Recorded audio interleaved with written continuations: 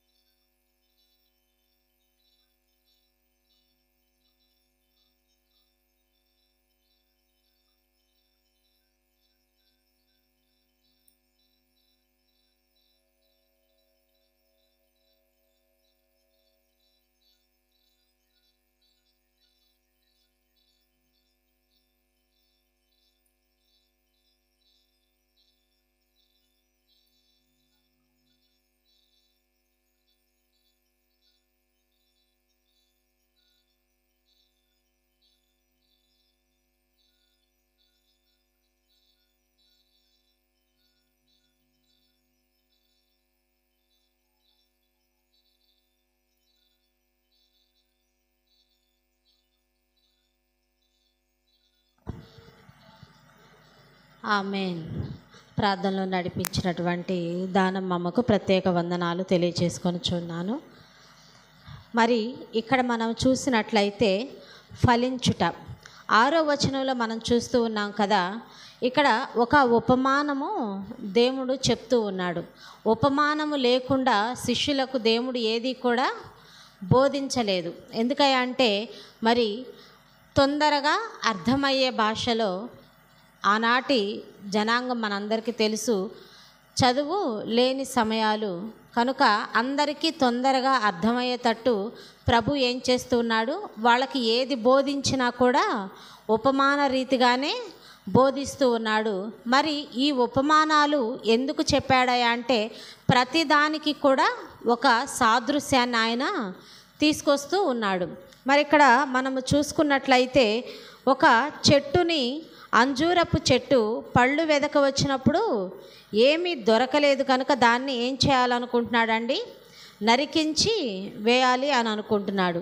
ఇక్కడ మనం చూసినట్లయితే ఎవరయ్యా ఈ అంజూరపు చెట్టు అంటే మనమే కదండి. మనలో ఎంతోమంది ఎన్నో సంవత్సరాల నుంచి ప్రార్థనకు వస్తూ ఉంటారు, కానీ ఫలింపు లేని జీవితాలుగా ఉంటారు. ప్రార్థన చేయాలన్నా భయం, పాట పాడాలన్నా భయం కదండి.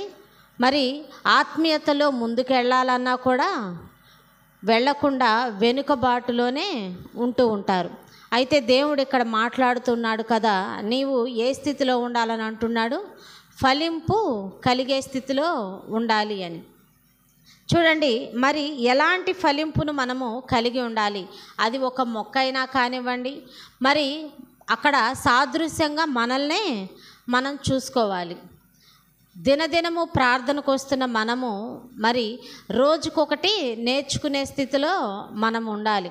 ఆత్మీయతలో తీవ్రత కలిగి ఉండాలి, ప్రార్థనలో పట్టుదల కలిగి ఉండాలి. మరి వేకువజాము ప్రార్థనలో మెలకువ కలిగి ఉండాలి. ప్రతి దినం ప్రార్థనలో కూడా మనం ఎలా ఉండాలంటండి, దేవుని సన్నిధానాన్ని వెతికే వారముగా, దినదినము కూడా దేవుని సన్నిధానాన్ని వెతికే వారముగా మనము ఉండాలి. చూడండి, మొదటిగా 1 తిమోతేయులకు రాసిన పత్రిక 6వ అధ్యాయం 2వ వచనం. 1 తిమోతేయులకు రాసిన పత్రిక 6వ అధ్యాయం 2వ వచనం.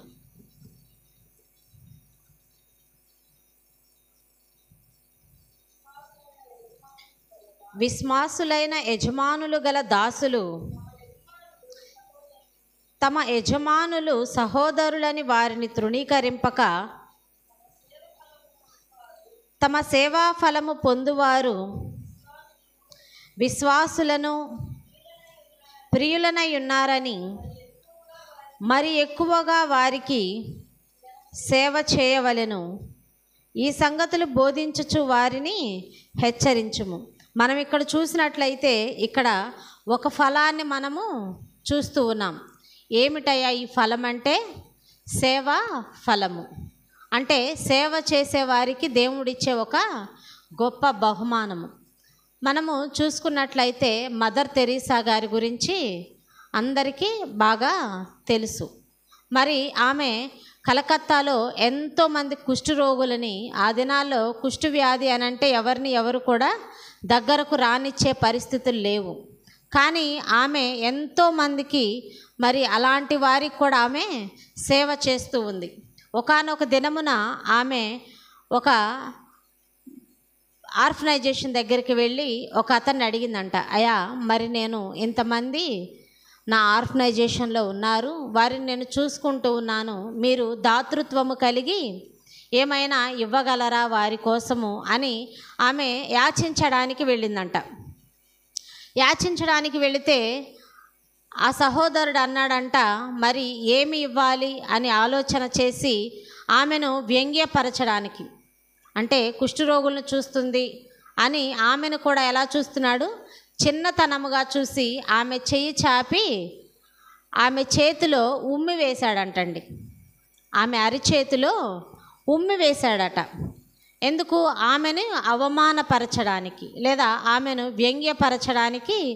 ఆ రీతిగా చేసినప్పుడు ఆమె అందంట ఎంతో ఓర్పుతో, మరి దేవుని కలిగిన ఒక బిడ్డగా ఆమె అందంట, అయ్యా నీవిచ్చినదైతే ఇది నేను తీసుకుంటాను, మరి నా ఆర్ఫనైజేషన్లో ఉన్న అనాథలకు లేదా వ్యాధిగ్రస్తులకు నీవు ఇంకా ఏమైనా దాతృత్వము కలిగి అయ్యా అని.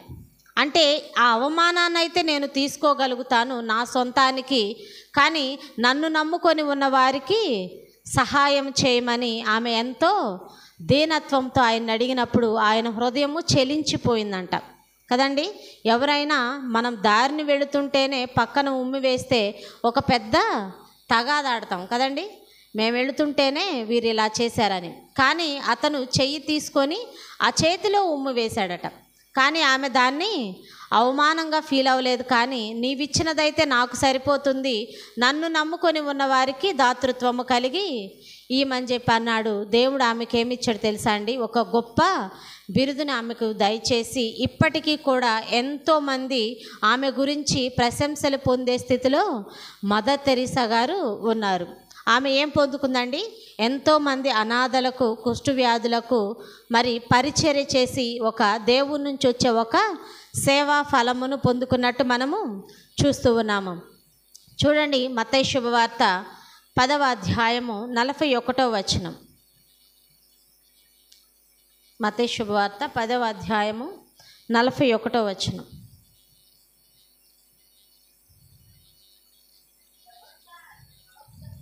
ప్రవక్త అని ప్రవక్తను చేర్చుకొనివాడు ప్రవక్త ఫలమును పొందును. చూడండి, ప్రవక్తలు అంటే ఆ దినాల్లో దేవుడు ప్రవక్తలతోనే మాట్లాడుతూ వచ్చారు. వారి జనాంగానికి ఏమి చెప్పాలి అనుకున్నాడో ప్రభువైన యెహోవా దేవుడు కూడా ఏం చేస్తూ వచ్చాడండి? మరి ఆ ప్రవక్తకు చెప్తే ఆయన ఏం చేస్తూ వచ్చాడు? జనాంగానికి చెప్పి వారందరినీ దేవుని సన్నిధానానికి లేదా దేవుని వైపుకు త్రిప్పే స్థితిలో మరి ఈ ప్రవక్తలు ఉన్నారు. వారు ఏ ఫలాన్ని పొందుకున్నారంటండి? ప్రవక్త ఫలమును పొందుకున్నారంట. అంటే చూడండి, ఏదైనా మరి దేవుని నుంచి మాట ఒకటి వస్తున్నప్పుడు మనము ఏ స్థితిలో ఉండాలి? వినగలిగే చెవిని కలిగి ఉండాలి. మరి ప్రవక్తలను దేవుడు ఏర్పాటు చేశాడంటే మరి వాళ్ళు ఎంతో దేవుని యందు భయభక్తులు కలిగి ఉన్నారు, దీన మనస్సు కలిగి ఉన్నారు, మరి యథార్థ హృదయము కలిగి ఉన్నారు. కనుక దేవుడు వారిని ఎంచుకొని వారికి ఏ స్థితినిచ్చారండి? ప్రవక్త అనే ఒక ఫలమును వారికి దయచేసినట్లు మనము ఇక్కడ చూస్తూ ఉన్నాం. అయితే ఈ దినాల్లో ప్రవక్తలని మనము ఎవరిని చూడడం లేదు, కానీ దేవుని వాక్యమే దేవుడు నీతో మాట్లాడుతూ ఉన్నాడు. ఆ దినాల్లో దేవుడు మాట్లాడాలంటే ప్రవక్తలను ఎంచుకున్నాడు. ఈ దినాల్లో అయితే దేవుడు నీతో మరి ఆయన ఎటువంటి ఒక వ్యక్తిని ఆయన ఎంచుకోలేదు, కానీ నీవు ఆయనతో మాట్లాడాలంటే ఏం చేయాలండి? ప్రార్థన చేయాలి. ఆయన నీతో మాట్లాడాలంటే నువ్వేం చేయాలి? వాక్యము చదవాలి కదండి. నీవు ఆయనతో మాట్లాడాలంటే నీవు ప్రార్థన చేయాలి. ఆయన నీతో మాట్లాడాలంటే నువ్వేం చేయాలండి? వాక్యము చదవాలి. దేవుడు నీతో డైరెక్ట్గా మాట్లాడే ఒక వాహనము లేదా ఒక పరికరం ఏదైనా ఉందంటే బైబిల్. ఈనాటి దినాల్లో ప్రతి ఒక్కరి గృహంలో ఈ బైబిల్ ఉంటుంది. దేవుడు నాతో ఏమి మాట్లాడాలని నిశ్చయించుకున్నాడని నీ తలంపు వచ్చినప్పుడు నువ్వేం చేయాలో తెలుసా అండి? మోకరించి ప్రార్థన చేసి వాక్యాన్ని చదవాలి. నీవు ఆయనతో మాట్లాడుతున్నావంటే నీ సమస్యలు చెప్తున్నావు, నీ కుటుంబంలో ఉన్న ఇరుకు ఇబ్బందులను చెప్తూ ఉన్నావు ప్రార్థన ద్వారా. కానీ ఆయన నీతో మాట్లాడాలంటే ఏం చేయాలండి? నీవు వాక్యాన్ని చదివే స్థితిగా ఉంటే మరి అలాంటి ప్రవక్త ఫలాన్ని కూడా ఏం చేస్తున్నాం? మనము కూడా పొందుకునే స్థితిలో ఉంటాము. అదే రీతిగా చూడండి, గలతీయులకు రాసిన పత్రిక 5వ అధ్యాయము 22వ వచనం. గలతీయులకు రాసిన పత్రిక 5వ అధ్యాయం 22వ వచనం. అయితే ఆత్మఫలమేదనగా ప్రేమ, సంతోషము, సమాధానము, దీర్ఘశాంతము, దయాళత్వము, మంచితనము, విశ్వాసము, సాత్వికము, ఆశా నిగ్రహము. మరి చూడండి, ఇక్కడ ఆత్మ ఫలాలను మనము చూస్తూ ఉన్నాం. మరి ఇవన్నీ మనలో ఉన్నాయండి కదండి. మనలో ఇవన్నీ కూడా చాలా కష్టం కదా. అన్నీ ఒక వ్యక్తిలో ఇమిడి ఉండాలంటే చాలా కష్టం. కానీ ఈ ఫలాలన్నీ ఎవరి వద్ద ఉన్నాయండి? ప్రభు అయిన యేసుక్రీస్తు దగ్గర మాత్రమే ఈ ఫలాలన్నీ మనము చూడగలుగుతాం. అయితే ఆయన అంటూ ఉన్నాడు కదా, మరి నన్ను పోలి మీరుండండి. అలాంటి ఒక గొప్ప మాట ఎవరు చెప్పారంటే అపోస్తులుడైన పౌలు చెప్పాడు, నేను క్రీస్తును పోలి ఉన్నాను, మీరు నన్ను పోలి ఉండండి అని. మరి ఇలాంటి ఫలాలన్నీ కూడా మనం ఎవరిలో చూస్తాం? పౌలు గారిలో చూస్తాం. ఎందుకంటే ఆయనకు మాదిరిగా, ఆయన నాకు మాదిరిగా ఉన్నాడు, మరి నేను మీకు మాదిరిగా ఉంటాను కనుక మీరు కూడా అలాగూ జీవించండి అని పౌలు మరి 12 మంది శిష్యులు ఉన్నా కానీ ఎవరు అంత స్టేట్మెంట్ అయితే ఇవ్వలేదు. కానీ పౌలు మాత్రం వాక్యంలో చెప్తూ ఉన్నాడు కదా, నేను క్రీస్తును పోలి ఉన్నాను, మీరు నన్ను పోలి ఉండండి అని.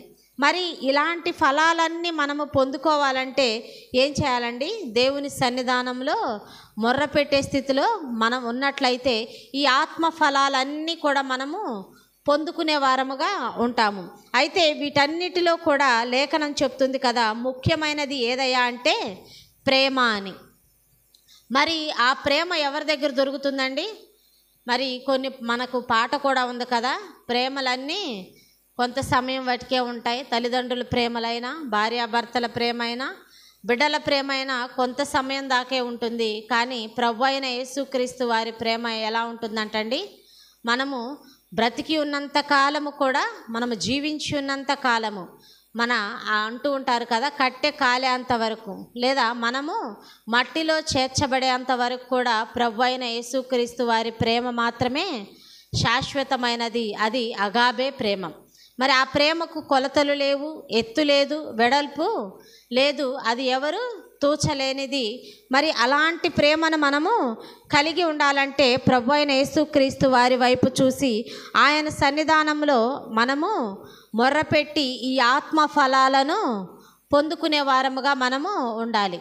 ఇవన్నీ ఒక్కసారే మనలో అవలంబించుకోలేము. కానీ మనము దినదినము దేవుని సన్నిధానంలో కనుక మరి దీన మనస్సుతో ఉన్నట్లయితే ఒకటి తర్వాత ఒకటి వస్తూ ఉంటుంది. అంటూ ఉంటారు కదండి, కొంతమందిని చూస్తే వీళ్ళు అంతకుముందు ఒకలాగా ఉన్నారు, ప్రార్థనకి వెళ్ళిన తర్వాత చాలా మౌనంగా అయిపోయారు, లేదా చాలా సాత్వికంగా ఉన్నారు. మరి ఇంతకుముందు అయితే గొడవలకు వెళ్ళేవారు, ఇప్పుడు ఆ స్థితిలో లేరు. ఎందుకంటే ప్రార్థనకు వెళుతున్నారు కనుక వీరు చాలా మౌనంగా అయిపోయారని మాదిరి కలిగిన మాటలను మనం ఎదుటి వారి నుంచి వింటూ ఉంటాం. కానీ ఈనాటి దినాల్లో మనం చూస్తూ ఉన్నాం, వింటూ ఉన్నాము కూడా, ప్రార్థనకు వెళ్ళిన తర్వాతే ఎక్కువ తగాదలాడుతున్నారమ్మా వీళ్ళు, ఇంతకుముందే బాగున్నారని. అది ఎవరికి అవమానకరమండి? దేవుని నామానికి అవమానకరమైన స్థితిలో మనము ఉండకూడదు. ఆయన్ని సిలువేసే స్థితిలో మనము ఉండకూడదు.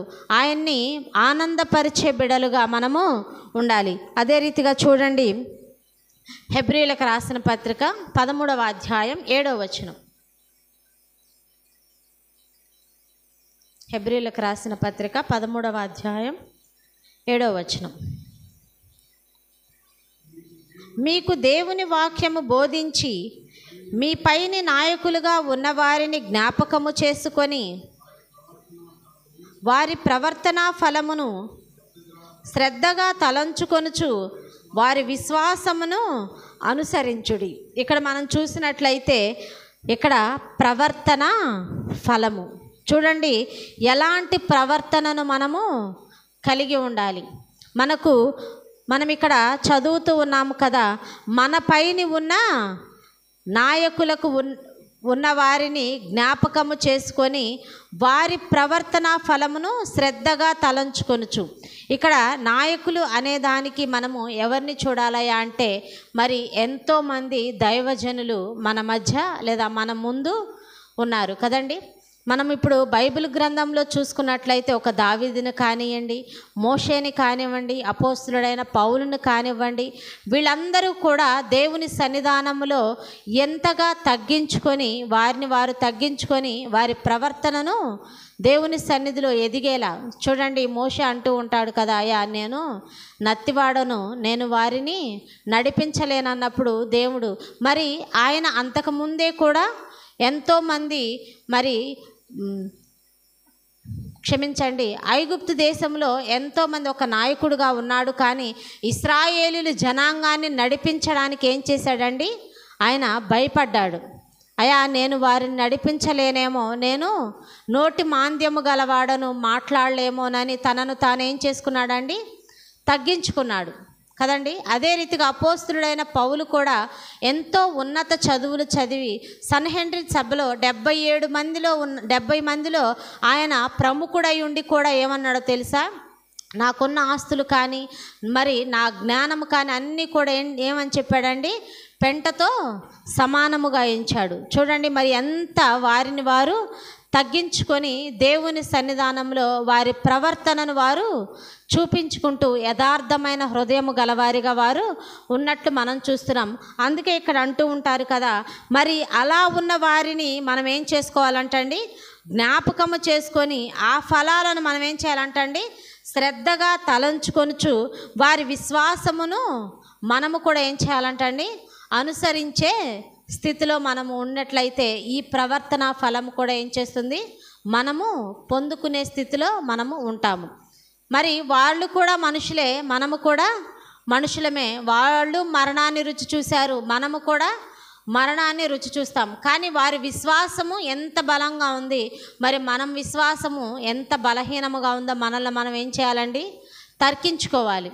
మరి ఎంతటి శ్రమలు వచ్చినా కూడా వారు దేవుని సన్నిధానాన్ని లేదా ఆయనకు మొర్రపెట్టడాన్ని ఎప్పుడూ కూడా విడిచిపెట్టడం లేదు. అదే మనమైతే ఒక చిన్న శ్రమ రంగాన్ని ఏం చేస్తామండి? ముందు ఈ ఆలోచనలో పడి ప్రార్థన చేయడం మర్చిపోతాం, వాక్యం చదవటం కూడా మర్చిపోతాం. దేని మీద మరి మనసు ఉంచుతామయ్యా అంటే ఆ సమస్య మీదే మనసు ఉంచుతాం కదండి. ఈ ఆలోచనే ఉంటుంది కానీ మరి ప్రార్థన చేయాలి, వాక్యం చదవాలనే ఆలోచన వైపు మనం వెళ్ళం. కానీ దేవుని వాక్యం అంటుంది, నీవు నాకు మొర్ర పెడితే ఆ సమస్య కంటే కూడా గొప్పవాడు మన దేవుడు. ఆ సమస్యను మరి తృణప్రాయంగా తీయగలిగిన వాడు ఎవరయ్యా అంటే మన ప్రభు అయిన యేసుక్రీస్తు వారే. కనుక దేవుని సన్నిధానంలో నీ ప్రవర్తన నీవు ఏం చేయాలండి? జాగ్రత్తగా చూసుకొని, మరి వారు పెద్దవారు ఏ రీతిగా అయితే ఇంతకు ముందు ఉన్న దైవ జనాంగం ఏ రీతిగా అయితే మనకు మాదిరి చూపించారో మనము కూడా ఏం చేయాలి? మన బిడ్డలకు మాదిరి కలిగిన జీవితాన్ని చూపించే స్థితిలో మనము ఉండాలి. చూడండి, అదే హెబ్రీలకు రాసిన పత్రిక 11వ అధ్యాయము 13వ వచనం. మీరందరూ ఈ వాగ్దానములు ఫలమును అనుభవింపక పోయినను దూరము నుండి చూచి వందనము చేసి తాము భూమి మీద పరదేశులమును యాత్రికులమునై ఉన్నామని ఒప్పుకొని విశ్వాసము గలవారై మృతి నొందిరి. చూడండి, ఇక్కడ ఏం మాట్లాడుతున్నారండి? ఇక్కడ ఏ ఫలములు అంటండి? వాగ్దాన ఫలములు. మరి చూడండి, మనము నూతన సంవత్సరంలో ఒక వాగ్దానం తీసుకుంటూ ఉంటాం కదండి. ప్రతి సంవత్సరం కూడా ఒక వాగ్దానం దేవుడు మనతో మాట్లాడాడని నమ్మిక చొప్పున మనము తీస్తూ ఉంటాం. అయితే మన దేవుడు నమ్మదగిన వాడు, మాట ఇచ్చి తప్పేవాడు కాదు. మరి చూడండి, మనుషులైతే ఒక మాట ఇచ్చి మాట తప్పొచ్చు, కానీ మరి దేవుడు అలాగూ ఎన్నడూ చేయడు. అయితే నీవు ఆ వాగ్దానాన్ని మరి తెల్లారే నెరవేరుస్తాడా, లేదా మరలా డిసెంబర్ 31 లోపు నెరవేరుస్తాడా? నీవేం చేయాలండి? నిరీక్షణ కలిగి ఆయన యందు నమ్మిక మాత్రమే ఉంచినట్లయితే నీవేం చేస్తావు? ఈ వాగ్దాన ఫలాన్ని నీవు పొందుకుంటావు కదండి. మరి హన్నా కూడా చూడండి ఎంత గోజాడిందో దేవుణ్ణి. మరి ఆమెకు వాగ్దాన పుత్రుని ఇచ్చినట్టు మనము చూస్తాం. శారా కూడా తన శరీర ధర్మము ఉడికిపోయినప్పటికీ దేవుడు ఏం చేశాడండి? వాగ్దాన పుత్రుణ్ణి దయచేసినట్లు మనము చూస్తూ ఉన్నాం. ఎందుకంటే దేవుడు మాట ఇచ్చి తప్పుటకు ఆయన నరుడు కాడు కనుక, మరి ఎంతైనా నమ్మదగిన గొప్ప దేవుడు కనుక ఆయన మాట ఇస్తే అది ఎన్నడూ నిరర్ధకము కాదు, అది నెరవేరే తీరుతుంది. కానీ మనం ఏం చేయాలంటండి? సమయాన్ని ఎదురు చూడాలి, నిరీక్షణ కలిగి ఎదురు చూసే స్థితిలో మనం ఉన్నట్లయితే ఈ వాగ్దాన ఫలాన్ని కూడా మనము పొందుకుంటాము. చూడండి, ఎఫెసీయులకు రాసిన పత్రిక 5వ అధ్యాయము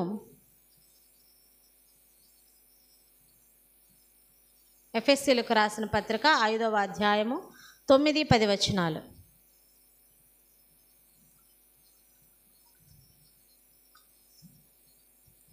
వెలుగు ఫలము సమస్త విధములైన మంచితనము, నీతి, సత్యమను వాటిలో కనబడుచున్నది గనుక ప్రభువుకేది ప్రీతికరమైనదో దానిని పరీక్షించుచు వెలుగు సంబంధుల వలె నడుచుకొనుడి. చూడండి, ఇక్కడ మనల్ని ఎలా నడుచుకొనమంటున్నాడండి? మంచితనము, నీతి, సత్యమను వాటిలో కనబడుచున్నది గనుక ప్రభువుకు ఏది ప్రీతికరమైనదో దానిని పరీక్షించుచు వెలుగు సంబంధుల వలె నడుచుకోవాలని లేఖన గ్రంథం ఇక్కడ సెలవిస్తుంది. చూడండి, మరి శ్రమలలో, వేదనలో, బాధలో, కష్టాలలో మనం అనుకుంటాము ఒక సమస్య పోగానే ఇంకో సమస్య వస్తుంది, మరి మేము ఎప్పటికీ ఈ చీకటి స్థితిలోనే ఉంటున్నామా? మరి బాధలు అనగానే మనకు ముందు గుర్తొచ్చేది ఏంటండి? బాధ అనగానే అమ్మో శ్రమలు వచ్చినాయి అనగానే ఒక అంధకారంలాగా మనకు కనపడుతుంది. అది చిన్న సమస్య అయినా పెద్ద సమస్య అయినా కూడా, ఎందుకంటే లేఖనం సెలవిస్తుంది కదా, మరి పురుషులైతే కూడా ఎంత సమస్య అయినా బాగా గట్టిగా నిలబడగలుగుతారు. మనమైతే చిన్న సమస్య కూడా ఏం చేస్తామండి? ఎక్కువ ఆలోచిస్తూ ఉంటాం, బాధపడుతుంటాం. అందుకే లేఖన గ్రంథంలో ఒక మాట ఉంది, స్త్రీ బలహీనమైన ఘటమని. మరి మనము ఎంత బలహీనులమంటే చిన్న సమస్యకు కూడా కృంగిపోయే స్థితిలో మనం ఉంటాం. అయితే దేవుని వాక్యం ఇక్కడ మాట్లాడుతుంది కదా, నీవు అలాంటి స్థితిలో ఎన్నడూ నీవు జ్ఞాపకం చేసుకొనొద్దు. మరి సూర్యకాంతులు తేజస్సు కలిగిన ప్రభు అయిన యేసుక్రీస్తు వారు మనకు తోడై ఉన్నారు కనుక మన జీవితాలు ఎలా ఉండాలని కోరుకుంటున్నాడండి? వెలుగు సంబంధులుగా మనం ఉండి వెలుగు అనే ఫలాన్ని మనము పొందుకునే స్థితిలో ఉండాలని ప్రభు అయిన యేసుక్రీస్తు వారు ఇక్కడ తెలియచేస్తూ ఉన్నారు. అదే రీతిగా చూడండి, యోహాను శుభవార్త 4వ అధ్యాయము 37, 36 వచనాలు. యోహాను శుభవార్త 4వ అధ్యాయము.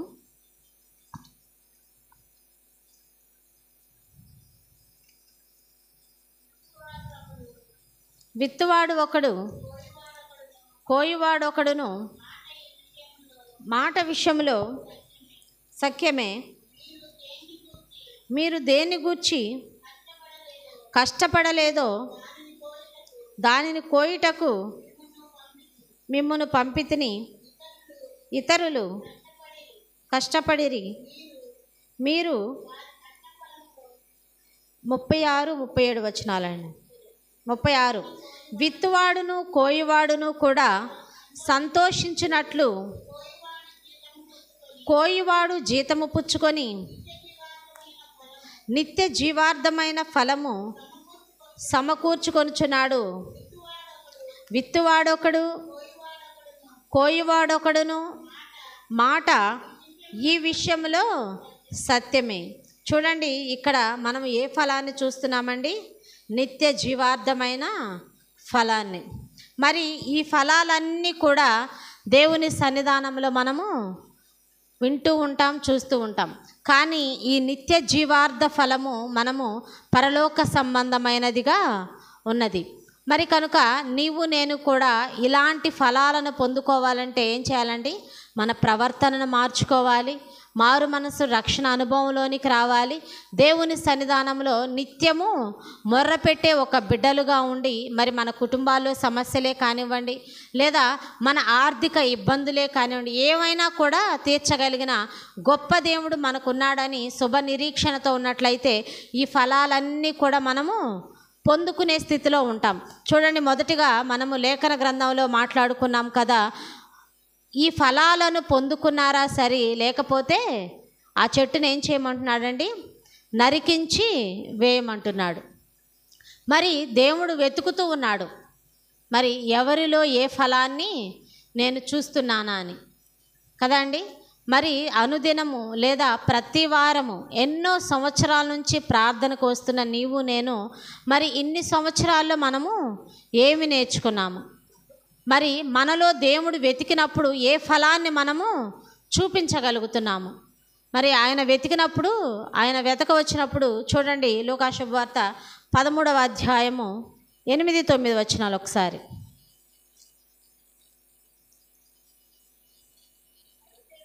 అయితే వాడు, అయ్యా, ఒకసారి 13వ అధ్యాయము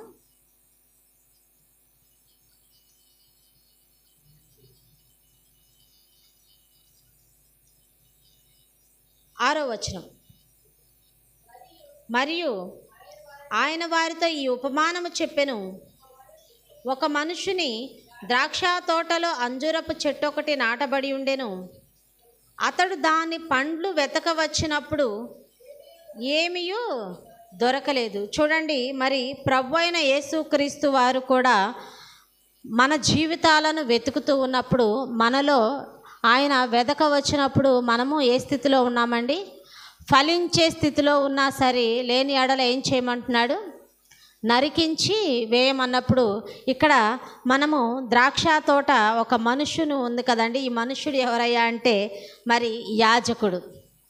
యాజకుడు అడుగుతున్నాడు, అయ్యా ఈ ఒక్క సంవత్సరము అవకాశం అయ్యా, ఆమె ప్రార్థనకు వచ్చిద్ది, మరి ఆమెను పాట పాడే స్థితికి నేను తీసుకొస్తాను, లేదా పాట పాడిద్దయ్యా ప్రార్థన చేసే స్థితికి నేను తీసుకొస్తాను, ఈ ఒక్క సంవత్సరము ఆమెకు అవకాశం అయ్యా అని మన తరపున దైవజనుడు ఏం చేస్తూ ఉంటాడంటండి?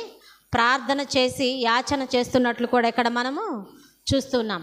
కానీ ఆయన మన నిమిత్తం ప్రార్థన చేస్తాడు. కానీ ఫలింపు ఎవరి జీవితంలో కనబడాలండి? మన జీవితంలో కనబడాలి. అలాంటి ఫలింపు లేని జీవితాలు ఉంటే మరి ఎన్ని సంవత్సరాలు సన్నిధానానికి వచ్చినా కూడా ఏమవుతుందండి? వ్యర్థమే కదా. అన్యులతో మనము సమానముగా ఉంటాం. కనుక ప్రార్థనకు వచ్చే నీవైనా నేనైనా కూడా దేవుడు మనల్ని వెదక వచ్చినప్పుడు మనము ఏ స్థితిలో ఉండాలండి? ఫలించే స్థితిలో ఉన్నట్లయితే మనం ఇంతకుముందు ఏదైతే ఫలాలను పొందుకొని ఉన్నామో ఆ ఫలాలన్నీ కూడా మనకు కలిగి ఉంటాము. చివరిగా చూడండి, రోమీయులకు రాసిన పత్రిక 6వ అధ్యాయము 22వ వచనం. రోమీయులకు రాసిన పత్రిక 6వ అధ్యాయం 22వ వచనం. అయినను ఇప్పుడు పాపము నుండి విమోచింపబడి దేవునికి దాసులై ఉన్నందున పరిశుద్ధత కలుగుటయే మీకు ఫలము, దాని అంతము నిత్య జీవము. చూడండి, మనము పాపులమై ఉన్నప్పటికీ దేవుడు మనకేం చేస్తున్నాడండి? ఆయన మనల్ని పాపములో నుంచి విమోచించి దేవునికి దాసులై ఉన్నందున మరి పరిశుద్ధత కలిగి ఉండుటకే మీకు ఫలము, దాని అంతం ఏంటంటండి? నిత్య జీవము. మరి దేవుడు ఆయన రాకడ సమీపముగా ఉండగా నీవు నేను కూడా ఎలా ఉండాలంటండి? పరిశుద్ధత కలిగి ఫలాలను కలిగి ఉన్న జీవితాలను కలిగి ఉన్నట్లయితే మనకు దాని అంతం ఏమైందండి? నిత్య జీవమై ఉన్నది. మరి అలాంటి స్థితిలో మనం ఉంటామా? లేదా పురుగు చావదు అగ్ని ఆరదు అనే రీతిలో మరి నిత్య నరకాగ్నిలో మనం ఉంటామో మనల్ని మనం ఏం చేయాలి? పరిశీలన చేసుకొని మరి ఫలాలను పొందుకునే ఒక గొప్ప స్థితిలోకి నీవు నేను మన కుటుంబాలు కూడా మరి అలాంటి దేవుని కృపను పొందుకునే స్థితిలో మనందరం ఉండాలని ఆ త్రియేక దేవుని ప్రార్థిస్తూ నా ఈ చిన్ని మాటలు నేను ముగిస్తున్నాను. నాకు ఇటు అవకాశం ఇచ్చినటువంటి సంఘ గురువర్యులకు ప్రత్యేక వందనాలు తెలియజేసుకుంటున్నాను.